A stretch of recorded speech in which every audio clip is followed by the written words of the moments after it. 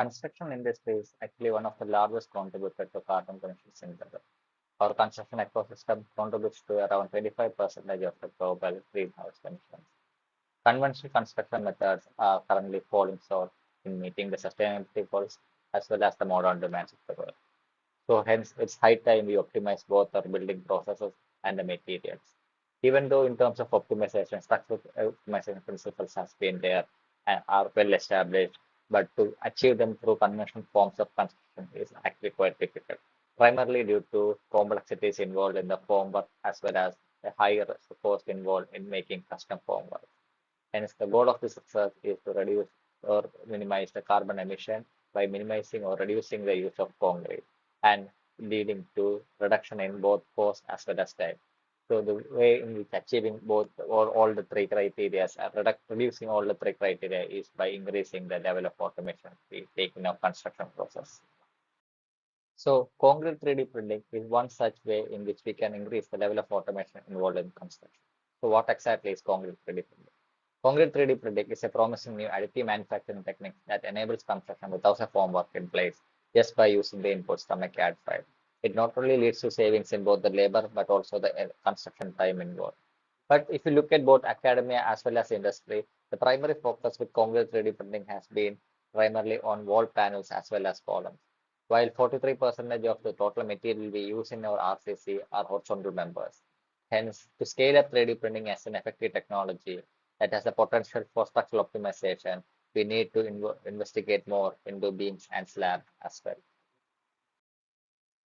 So the primary objective with the research work I'm presenting today is to explore the material saving potential of shape optimized lattice beams featuring Voronoi cell patterns and compare them against traditional truss and conventional solid beams for two kinds of loading scenarios, a symmetrical loading scenario as well as an unsymmetrical loading scenario.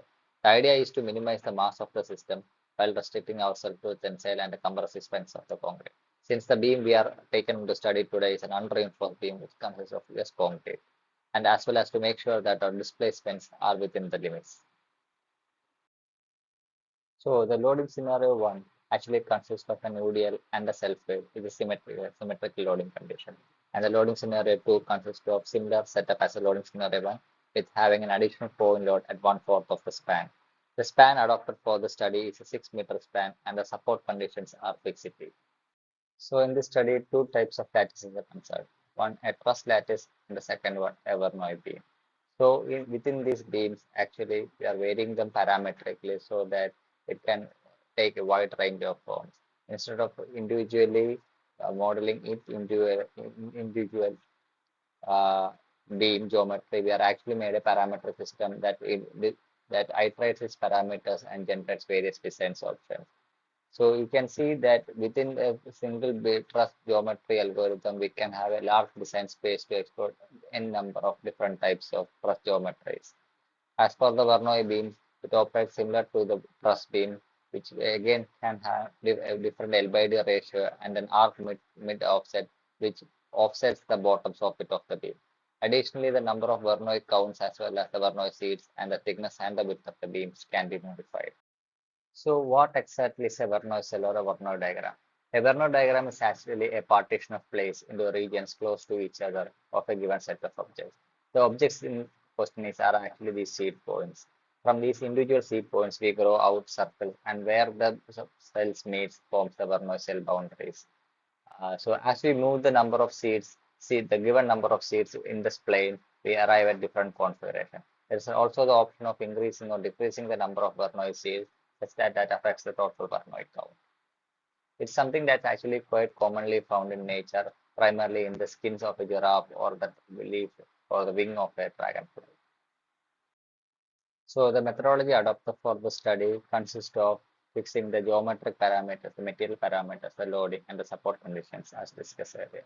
Using these, we are making a parametric model that will iterate over various combinations or have parameters that are able to iterate and generate different designs.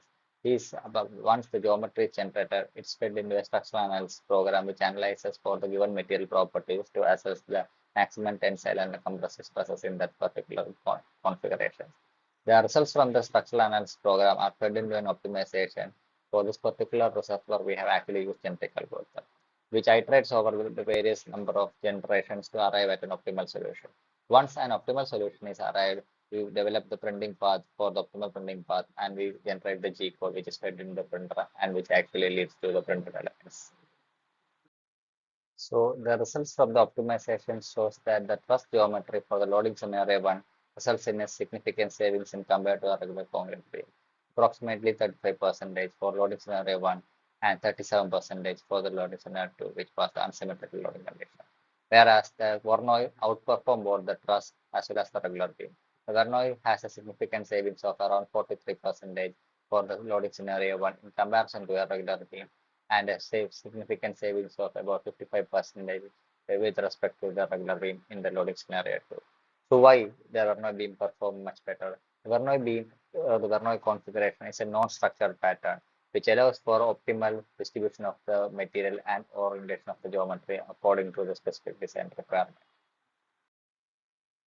So the optimized beam geometries are as shown in the figures.